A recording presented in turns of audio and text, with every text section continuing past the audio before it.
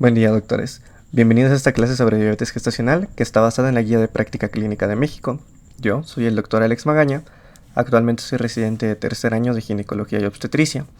Esta clase está enfocada sobre todo para alumnos de internado, médicos pasantes de servicio social, y algunos de esos conceptos que vamos a presentar están un poco desactualizados, pero lo importante o el enfoque de esta clase va a ser revisar lo que está descrito en la Guía de Práctica Clínica.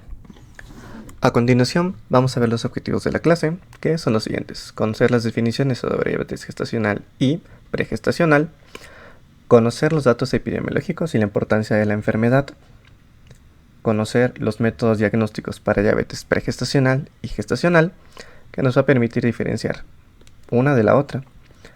También conocer los diferentes tratamientos y conocer las metas terapéuticas. Esta clase pues es muy larga y se va a dividir en dos videos, uno de los cuales se va a enfocar en la primera parte hasta los métodos diagnósticos y la segunda enfocada al tratamiento. Vamos a iniciar la clase con las siguientes definiciones. Diabetes gestacional es un padecimiento caracterizado por intolerancia a los carbohidratos con diversos grados de severidad. Esta se va a reconocer por primera vez durante el embarazo y puede o no resolverse después de este.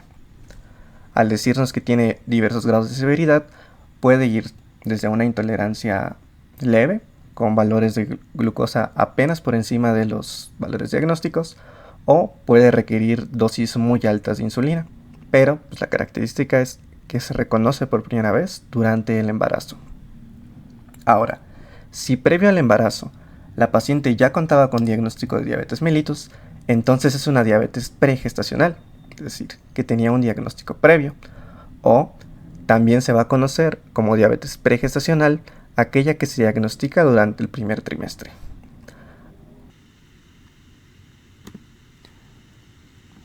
En cuanto a la epidemiología, estas son las cifras que figuran en la Guía de Práctica Clínica. La prevalencia mundial de diabetes gestacional va a ser del 7% de todos los embarazos de forma global, y en México ocupa del 8.7 al 17.7%, siendo mayor que la prevalencia mundial. Un dato muy importante para esta clase es que la mujer mexicana pertenece a un grupo étnico de alto riesgo, y esto lo vamos a repetir mucho a lo largo de la clase porque hay decisiones clínicas que se basan en esta premisa.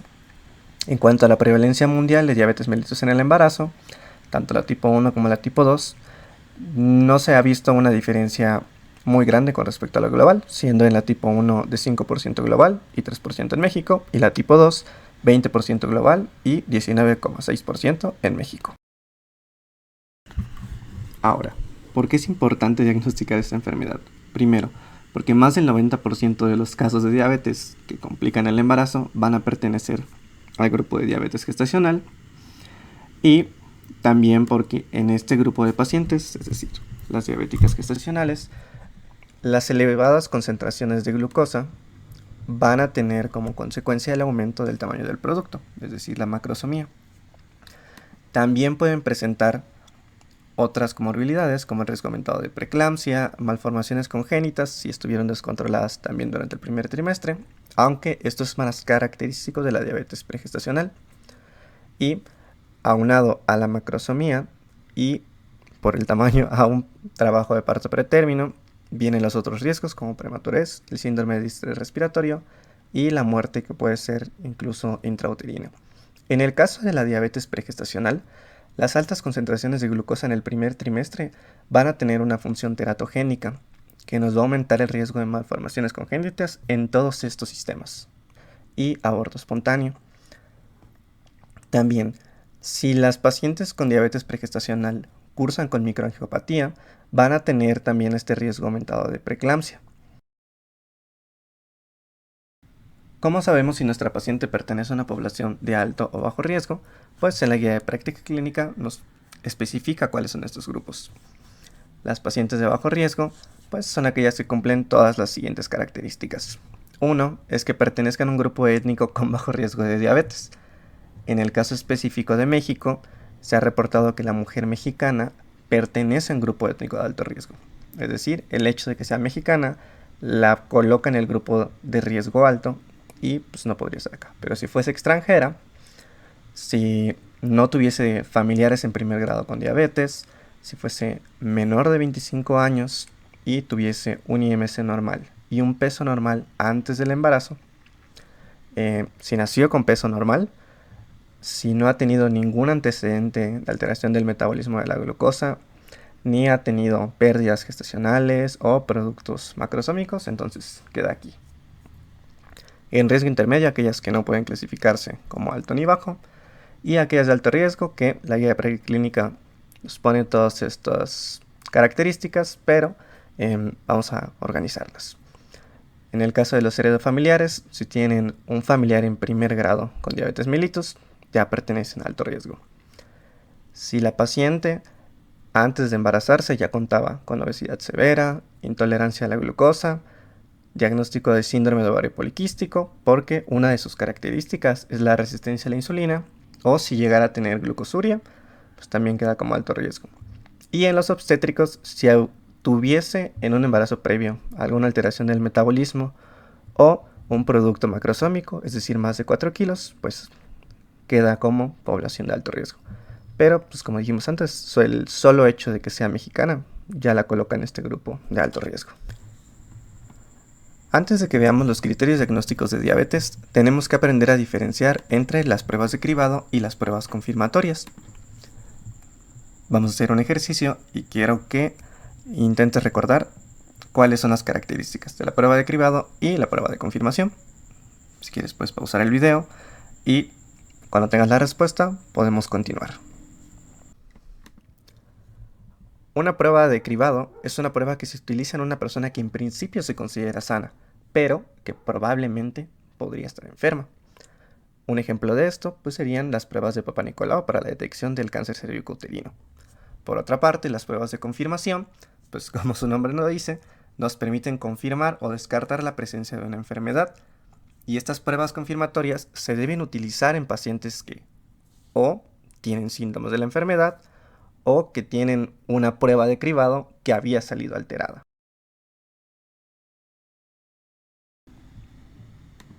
Ahora sí, vamos con la detección del diabetes durante el embarazo. Como vimos antes, si la diabetes mellitus se diagnostica antes del embarazo o durante el primer trimestre, le vamos a poner el nombre de diabetes pregestacional. Por otra parte, si se diagnostica del segundo trimestre en adelante, vamos a colocarle el nombre de diabetes mellitus gestacional. En este video no entro mucho en detalles acerca de la fisiopatología de la enfermedad. Háganme saber si les gustaría que así lo hiciera en un video diferente. Pero a grandes rasgos podríamos decir que todas las mujeres embarazadas cursan con cierto grado de resistencia a la insulina, que está dada por varias hormonas, principalmente el lactógeno placentario, que, como vamos a ver en esta gráfica, va a elevarse sobre todo a partir del segundo trimestre, es decir, durante el primer trimestre va a tener concentraciones séricas bajas y a partir de la semana 20 en adelante, aproximadamente semana 24 hasta el pico, va a iniciar con el aumento de su concentración sérica. Podríamos decir entonces que la diabetes mellitus que se detecta antes de la elevación de este pico del lactógeno placentario se va a deber a una resistencia a la insulina que existía previamente en la paciente, pero aquellas que se diagnostiquen a partir del segundo trimestre muy probablemente se deba a la elevación del pico del lactógeno placentario.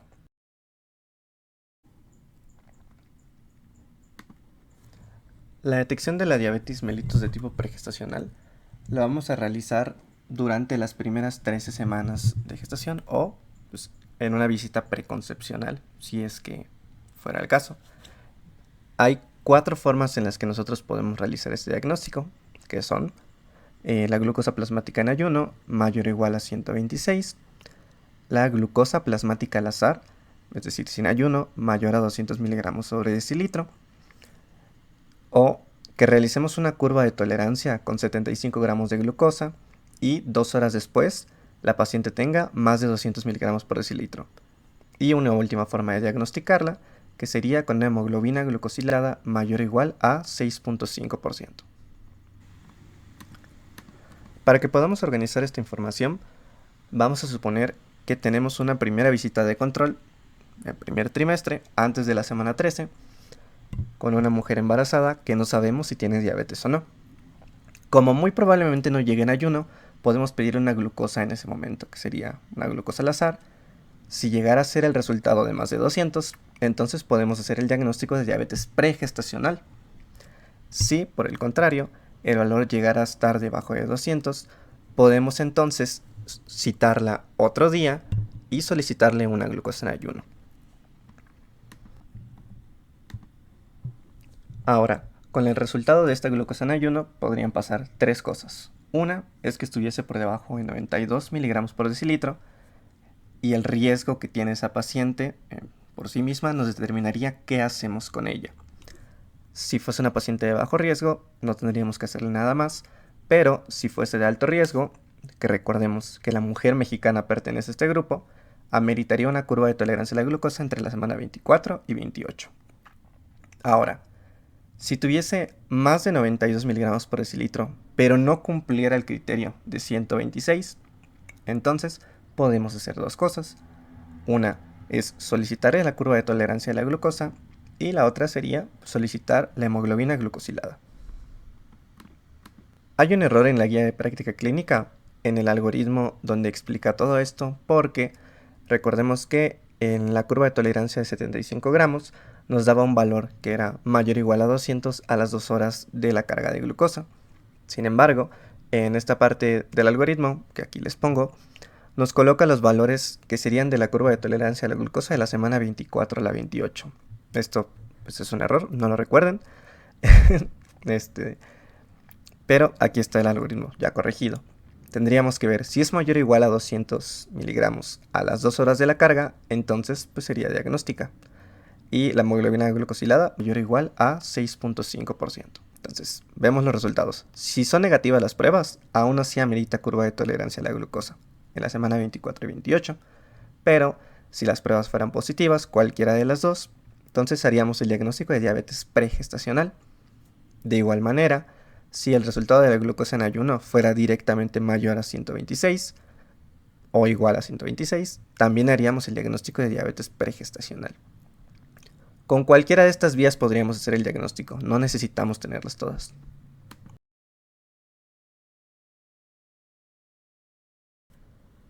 La detección de diabetes mellitus gestacional se va a realizar con una curva de tolerancia a la glucosa, idealmente en la semana 24 a 28.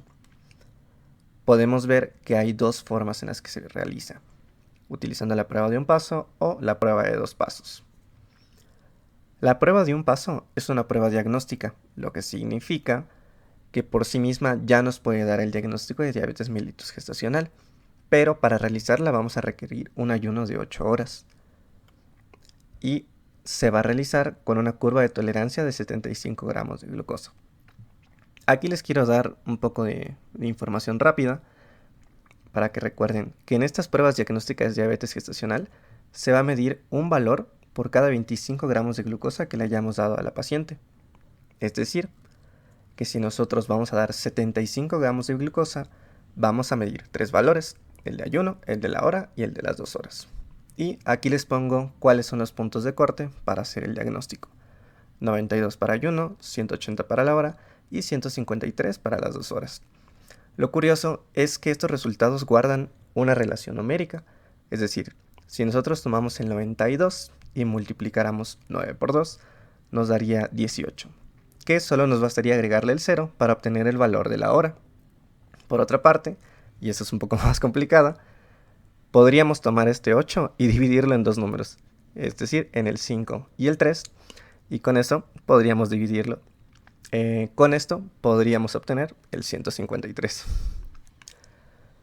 Ahora, en esta prueba de 75 gramos de glucosa, con un solo resultado alterado o con un solo valor igual o encima de estos, podríamos hacer el diagnóstico.